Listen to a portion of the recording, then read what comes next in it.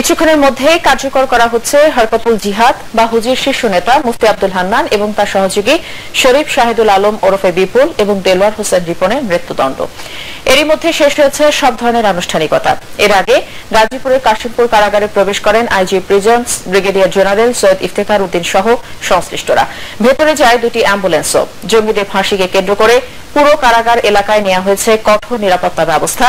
সকালে মুফতি হান্নানের সাথে শেষ দেখা করেন তার পরিবারের সদস্যরা।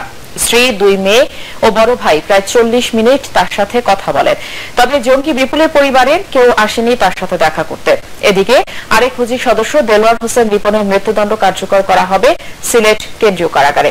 সেখানেও বাড়ানো হয়েছে নিরাপত্তা। রিপনের পরিবারের সদস্যরাও তার সাথে শেষ দেখা করেছেন।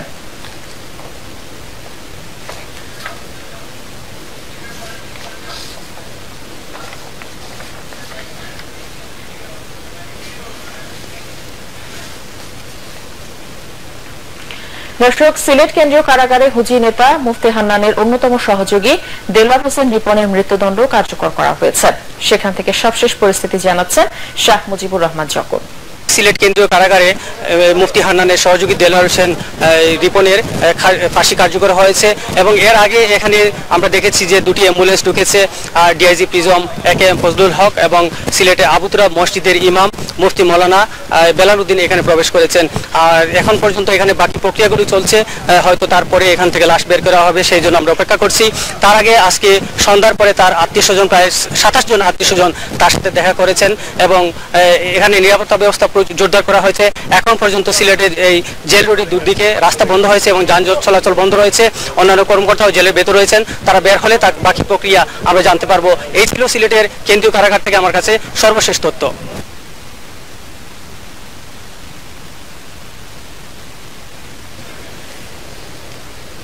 যখন আপনাকে ধন্যবাদ।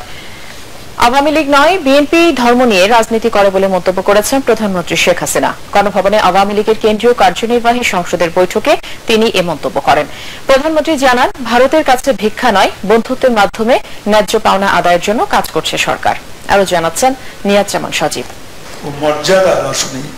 আওয়ামী লীগ সভাপতি ও প্রধানমন্ত্রী শেখ হাসিনা তার বক্তব্যে সম্প্রতি ভারত সফর নিয়ে বিএনপি চেয়ারপারসনের সংবাদ সম্মেলনের নানা অভিযোগের জবাব দেন।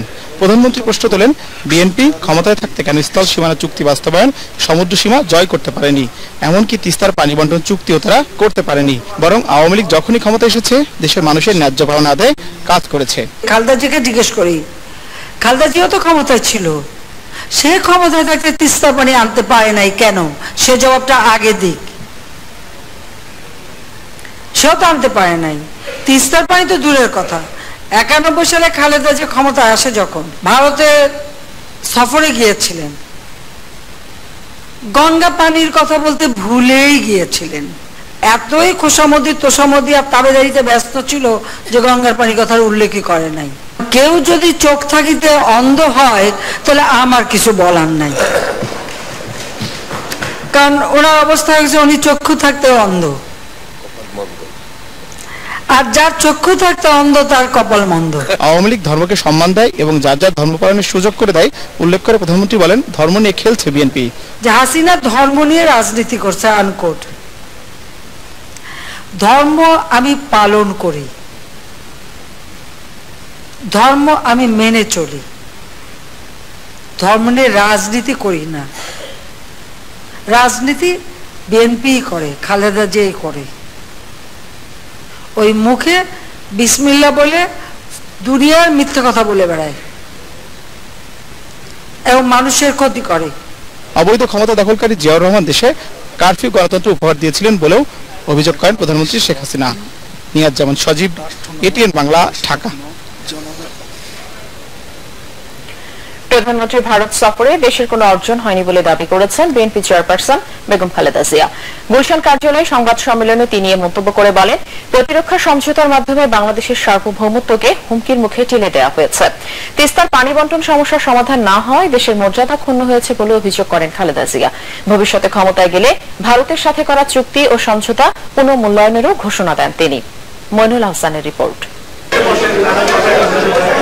প্রধানমন্ত্রী শেখ হাসিনার ভারত সফরে হওয়া সমঝোতা আর বিভিন্ন চুক্তি নিয়ে দলের অবস্থান তুলে ধরতেই গণমাধ্যমের সামনে এলেন বিএনপি চেয়ারপারসন বেগম খালেদা জিয়া। লিখিত বক্তব্যের শুরুতেই তিনি দাবি করলেন, প্রধানমন্ত্রীর ভারত সফর দেশবাসীকে হতাশ করেছে। ভারতের অগ্রাধিকার প্রাপ্ত ও প্রস্তাবিত বিষয়গুলোতেই কেবল অনেকগুলো চুক্তি ও সমঝোতা সই করা হয়েছে। এই সফরকে দেশবাসী কেবলই দেওয়ার এবং কোনো কিছু না পাওয়ার এক চরম ব্যর্থ সফর বলে মনে করে। খালেদা জিয়া বলেন, তিস্তার পানি বন্টন নিয়ে ভারতের কেন্দ্রীয় সরকারকেই দায়িত্ব নিতে হবে। পাশাপাশি পানির অধিকার নিশ্চিত করতে বাংলাদেশ সরকারকে প্রয়োজনে আন্তর্জাতিক আদালতে যাওয়ারও পরামর্শ দেন তিনি। তিস্তার পানি বন্টনের বিষয়টি দুই সার্বভৌম দেশের মধ্যেকার বিষয়। তৃতীয় পক্ষ হিসেবে ভারতের একটি রাজ্যে মুখ্যমন্ত্রীকে দুই দেশের মধ্যেকার আলোচনায় সংশ্লিষ্ট করায় বাংলাদেশের সার্বভৌম মর্যাদা ক্ষুণ্ণ হয়েছে। সরকারের উচিত যে আন্তর্জাতিক ইয়েতে ওঠানো। জনগণ সমর্থন দিলে আন্তর্জাতিক পর্যায়ে উঠলে অবশ্যই আমরাও সমর্থন করব। বাংলাদেশের প্রস্তাবিত গঙ্গা ব্যারেজ প্রকল্পের ব্যাপারে ভারতের সম্মতি আদায়ে ব্যর্থ হয়ে শেখ হাসিনা এখন এই প্রকল্পের উপযোগিতা নিয়ে প্রশ্ন তুলেছেন। খালেদা জিয়া তার বক্তব্যের অনেকটা জুড়েই সমালোচনা করেন ভারতের সাথে প্রতিরক্ষা সমঝোতা স্বাক্ষরের। তিনি বাংলাদেশকে ভারতের সামরিক পরিকল্পনার অংশ করে এসেছেন। যারা নিজেরাই অস্ত্র আমদানি করে তাদের কাছ থেকে আবার আমদানি তারা রপ্তানি করে অন্য দেশে বা তারা বিক্রি করবে অন্যের কাছে, সেটা কি করে আপনারা আশা করেন? আমরা ক্ষমতায় আসলে অবশ্যই দেশের স্বার্থ রক্ষার জন্য যে যে চুক্তি যার সাথে করা প্রয়োজন সেগুলো আমরা রিভিউ করে সেইভাবে আমরা ব্যবস্থা গ্রহণ করব। বাংলাদেশে গণতন্ত্র ও মানুষের ভোটাধিকার নেই দাবি করে খালেদা জিয়া কোনো বিশেষ দলের সাথে নয়, ভারত সরকারকে বাংলাদেশের জনগণের সাথে বন্ধুত্ব প্রতিষ্ঠায় এগিয়ে আসার আহ্বান জানান। গণমাধ্যম কর্মীদের বিভিন্ন প্রশ্নের জবাব দিতে গিয়ে বেগম জিয়া হেফাজত নেতাদের সাথে প্রধানমন্ত্রীর বৈঠকের কথা উল্লেখ করে বলেন, আওয়ামী লীগ ধর্ম নিয়ে রাজনীতি শুরু করেছে। মইনুল আহসান, এটিএন বাংলা, ঢাকা। দর্শক, এইমাত্র আমরা জানতে পেরেছি রাত 10টায় মুফতি হান্নান সহ 3 জঙ্গির ফাঁসি কার্যকর করা হয়েছে। গাজীপুরের কাশিমপুর কারাগারে মুফতি হান্নান এবং তার সহযোগী শরীফ শাহিদুল আলম ওরফে বিপুল এবং সিলেট কেন্দ্রীয় কারাগারে আরেক জঙ্গি দেলোয়ার হোসেন রিপনের মৃত্যুদণ্ড কার্যকর করা হয়। আমরা চলে যাচ্ছি কাশিমপুর কারাগারের সামনে। সেখানে আছেন সহকর্মী শফিকুল ইসলাম শামীম। তার কাছ থেকে জানবো সেখানকার সবশেষ পরিস্থিতি। শামীম, আমাদেরকে সেখানকার সবশেষ পরিস্থিতি জানান।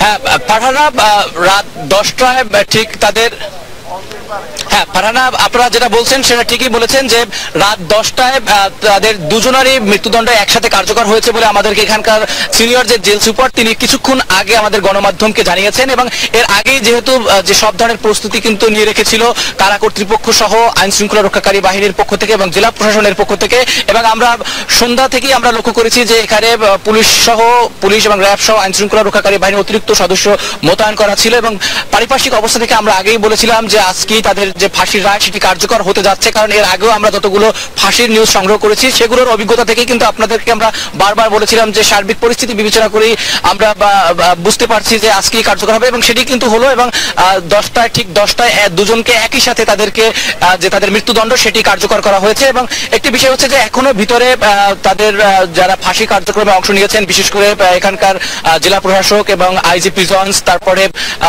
পুলিশ সুপার সহ সিভিল সার্জন সহ যারা ঊর্ধ্বতন কর্মকর্তা রয়েছেন তারা কিন্তু এখনো ভিতরে রয়েছেন। শুধুমাত্র জেল সুপার এসে আনুষ্ঠানিকভাবে গণমাধ্যমের সামনে নির্দিষ্ট সময়টি বলে তিনি আবার ভিতরে প্রবেশ করেছেন। এবং আমরা আগেই জানিয়েছিলাম যে সন্ধ্যায় দুটি অ্যাম্বুলেন্স ভিতরে নেওয়া হয়েছে এবং সেই অ্যাম্বুলেন্স যোগেই তাদেরকে তাদের যে নির্দিষ্ট গন্তব্যে নেওয়া হবে। এবং আমরা কিছুক্ষণ আগে জানতে পেরেছি যে মুফতি হান্নানের যে মরদেহ সেটি গোপালগঞ্জের কোটালীপাড়ার উদ্দেশ্যেই রওনা হবে, এবং সেজন্য প্রশাসনের পক্ষ থেকেও সব ধরনের ব্যবস্থা নিয়ে রাখা হয়েছে। হয়তো কিছুক্ষণ পরেই তাদের লাশবাহী যে অ্যাম্বুলেন্স সেটি বের হবে। তো ফারহানা, এই ছিল আমার কাছে এখানকার সবশেষ পরিস্থিতি। পরবর্তীতে নতুন কোনো তথ্য থাকলে আমরা জানানোর চেষ্টা করবো। ফারহানা। শামীম, আপনাকে ধন্যবাদ। দর্শক, কাশিমপুর কারাগারের সামনে থেকে জানাচ্ছিলেন সহকর্মী শফিকুল ইসলাম শামীম। বাংলাদেশের জঙ্গিবাদের গোড়াপত্তন হিসেবে পরিচিত হরকতুল জিহাদ বা হুজির হুজিবের শীর্ষ নেতা মুফতি আব্দুল হান্নানের ফাঁসি কার্যকর জঙ্গিদের জন্য একটি বড় মেসেজ বলে মনে করেন গোয়েন্দারা।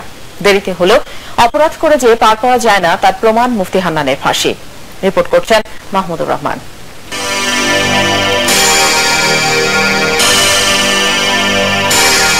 বাংলাদেশের জঙ্গি তৎপরতার শুরু থেকে আলোচিত সংগঠন হরকাতুল জিহাদ বা হুজিবি।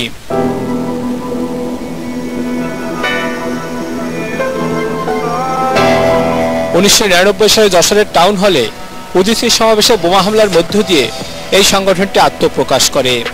এরপর 2000 সালে কোটালীপাড়ায় 76 কেজির বোমা পুঁতে রেখে প্রধানমন্ত্রী শেখ হাসিনাকে হত্যার চেষ্টা করে আলোচনায় আসে এই সংগঠনের শীর্ষ নেতা মুফতি আব্দুল হান্নান। এর পরের বছর রমনা বটমূলে পয়লা বৈশাখের বর্ষবরণ অনুষ্ঠানে বোমা হামলা চালিয়ে মানুষ হত্যা করে এই সংগঠনের সদস্যরা।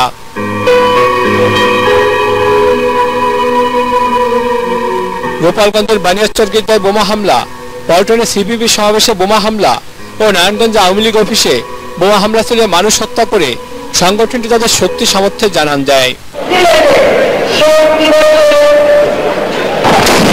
2004 সালের 21শে আগস্ট বঙ্গবন্ধুর বিরুদ্ধে আওয়ামী লীগের সন্ত্রাস বিরোধী সমাবেশে গ্রেনেড হামলা চালায় মুফতি হান্নানের নেতৃত্বে হরকাতুল জিহাদের সদস্যরা। দেশের ইতিহাসের আলোচিত হামলায় মহিলা আওয়ামী লীগ নেত্রী আইবি রহমান সহ 24 জন মারা যান।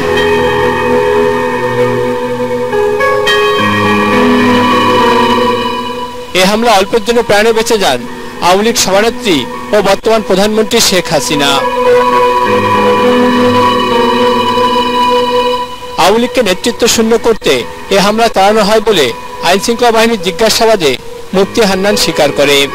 প্রধানমন্ত্রী শেখ হাসিনাকে 2 বার হত্যার চেষ্টা করে মুফতি হান্নান। অস্ত্র ব্যবহার তাদের প্রায় নাই, ক্ষুদ্র অস্ত্র বা বড় অস্ত্র ব্যবহার, ইভেন দেশীয় অস্ত্রের ব্যবহার এগুলো নাই। অধিকাংশ ক্ষেত্রেই প্রায় সকল হামলার ক্ষেত্রেই তারা বিস্ফোরক দ্রব্য ব্যবহার করেছে। তো এইখানে তাদের আফগানিস্তানের সেই কথিত জিহাদের যে এক্সপেরিয়েন্স সেটাকেই তারা এখানে কাজে লাগিয়েছে। সারা দেশে মোট 13টি বড় ধরনের হামলার সাথে জড়িত মুফতি আব্দুল হান্নান। এসব ঘটনায় তার বিরুদ্ধে 17টি মামলা হয়। মুফতি হান্নান বলা যায় যে এই দেশে জঙ্গিবাদ, জঙ্গি কার্যক্রম, জঙ্গি সংগঠনের জন্মদাতা না হলেও জঙ্গি বা নাশকতামূলক কর্মকাণ্ডের মানে একজন অন্যতম শীর্ষ পর্যায়ের একজন সংগঠক এবং একজন শীর্ষ সন্ত্রাসী হিসেবেই আসলে নেতৃত্ব দিয়ে এসেছে। 2005 সালের 1 অক্টোবর রাজধানীর বাড্ডা এলাকার বাসা থেকে গ্রেপ্তার হন মুফতি হান্নান। 1 যুগেরও বেশি সময় কারাগারে ছিলেন দুর্ধর্ষ এই জঙ্গি। দলের শীর্ষ নেতাকে ছাড়িয়ে নিতে সম্প্রতি টঙ্গীতে প্রিজন ভ্যানে হামলা চালায় তার অনুসারীরা। দুর্ধর্ষ জঙ্গির বাড়ি গোপালগঞ্জ জেলার কোটালীপাড়ায়। তিনি গোপালগঞ্জের গহরডাঙ্গা ও বরিশালের শর্ষিন আলিয়া মাদ্রাসায় পড়াশোনা করেন। এরপর ভারতের দেওবন্দ মাদ্রাসায় ভর্তি হন। 1988 সালে মুফতি হান্নান পড়াশোনা করতে পাকিস্তান যান। সেখানকার একটি মুজাহিদ ক্যাম্পের প্রশিক্ষণ নেন তিনি। এরপর আফগানিস্তানের সোভিয়েত বাহিনীর বিরুদ্ধে যুদ্ধে অংশ নেন। মুফতি হান্নান 1993 সালে বাংলাদেশে ফেরেন এবং পাকিস্তান ভিত্তিক হরকাতুল মুজাহিদিনের হয়ে জঙ্গি তৎপরতা শুরু করেন। সাংগঠনিক দক্ষতার কারণে অল্প সময়ের মধ্যে সংগঠনটির শীর্ষ নেতৃত্বে চলে আসেন মুফতি হান্নান। মাহমুদুর রহমান, এটিএন বাংলা, ঢাকা।